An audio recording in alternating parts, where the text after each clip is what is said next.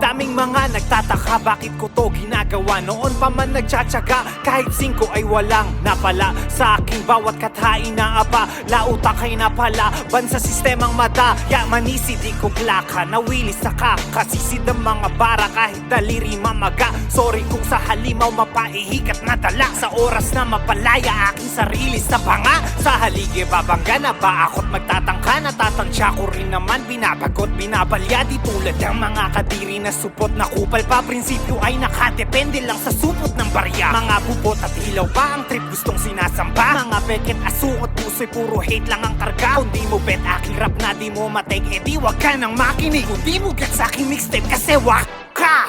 Dapat ko papatonohan para lang yung matipuhan, makipagmurahan. Di ko porte, pasensya ka na, puro lang katalinuhan. Ang aking daladala na papagising para naman ikaw ay matauhan. Huwag kang mag-alala, di ko sinasadyang isa sa inyo ay aking matapunan. Di ko kagustuhan na sa inyo makipagpatagisan pa. Tapos na ako sa mga ganyang gawain, nung sipunin ka pa lang ako'y nakipagpagalingan na. Kalabisan bang maituturing ganitong bitawan na bang ikay nasa pansitan pa? Kung nayabaan ka sa akin, umalis ka na lang sa aming harapan kaysa makipagplastikan ka.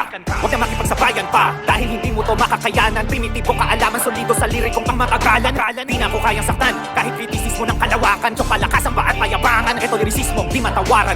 Kahit na anong gawin, lahat pa rin kayo sa aking kain. Ilang ulit man na balita rin, di nyo kaya aking salawin kain. Palagi-laging sasapitin na kakapraning kapag ako na ang nagtanim. Kayang wasakin ang mga sakin, gamit galing at aking talim. Kakarmahin, lahat ng mga bobong di marunong makituo, makibagay, tatablahin.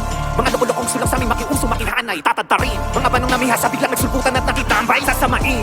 Mga walang ambag sa aming mesa, nakipulutan, nakitagay. Kung naidamay ka, boss, problema mo na yan, kaya kitang haratan at mag-isa. Tingnan na lang natin kung sino ang papalarin, kaya mo rin balakarin, narating kong mag-isa. Di ako katulad nyo na puro kalawangin at hindi kayang galangin ang opinyon ng iba. Huwag ka na kumapila, isa ka rin sa kanila, bibig tuluyang isara kung nakakaintindi ka. Pero kung narindi ka, wala na akong pakipala sa iyo na yan. Kung tingin mo makakaganti ka, gamit ang mga salita mo, sobrang kakairita. Kung di mo naman makakaya, sige tumahimik ka. Kung di kayang mag-inspira, mabuti pang sa kama ka magpahinga. Kunitin na lang mga bawat pahina na yung sinulat para aking kuratin. At kung sa iyo, wag mo nang hintayin, maukit din kita.